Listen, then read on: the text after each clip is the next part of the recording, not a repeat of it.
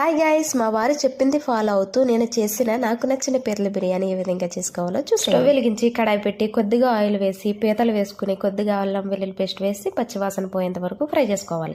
దీనిలో చిటికెడు పసుపు, కొద్దిగా కారం, కొద్దిగా సాల్ట్ వేసి ఒక 15 నిమిషాలు ఫ్రై చేసుకుని పక్కన పెట్టుకోవాలి. బిర్యానీ వేయడానికి లోతుగా ఉన్న గిన్నె పెట్టుకుని కొద్దిగా ఆయిల్ వేసి తొక్క తీసుకున్న ఉల్లిపాయలు, కట్ చేసుకున్న క్యారెట్ ముక్కలు, కరివేపాకు, 10 వెల్లుల్లి రెబ్బలు, మిరపకాయలు, బిర్యానీ మసాలాలు వేసి ఫ్రై చేసుకోవాలి. దీనిలో కొద్దిగా అల్లం వెల్లుల్లి పేస్ట్ వేసి పచ్చివాసన పోయేంత వరకు ఫ్రై చేసుకోవాలి. చిటికెడు పసుపు, సరిపడినంత కారం వేసి మొత్తం అంతా ఒకసారి కలుపుకుని మనం ముందుగా ఫ్రై చేసుకున్న పీతల్ని దీనిలో వేసి ఒకసారి కలుపుకుని బియ్యంని యాడ్ చేసుకోవాలి. నేను 3 గ్లాసులు బియ్యాన్ని వేసుకుంటున్నాను. బియ్యం వేసిన వెంటనే వాటర్ వేయకుండా ఒక 5 నిమిషాల పాటు కలుపుకుంటూ ఉండాలి.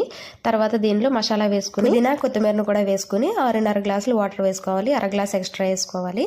రుచికి సరిపడినంత సాల్ట్ వేసుకుని మూత పెట్టేసుకుని 30 నిమిషాలు మంట మీడియం ఫ్లేమ్ లో పెట్టుకుని కుక్ చేసుకుంటే సరిపోతుంది. నేను చేసిన పీతల బిర్యానీ చాలా టేస్టీగా వచ్చింది. మీరు కూడా ట్రై చేయండి. ఎలా వచ్చిందో కామెంట్ చేయండి. ప్లీజ్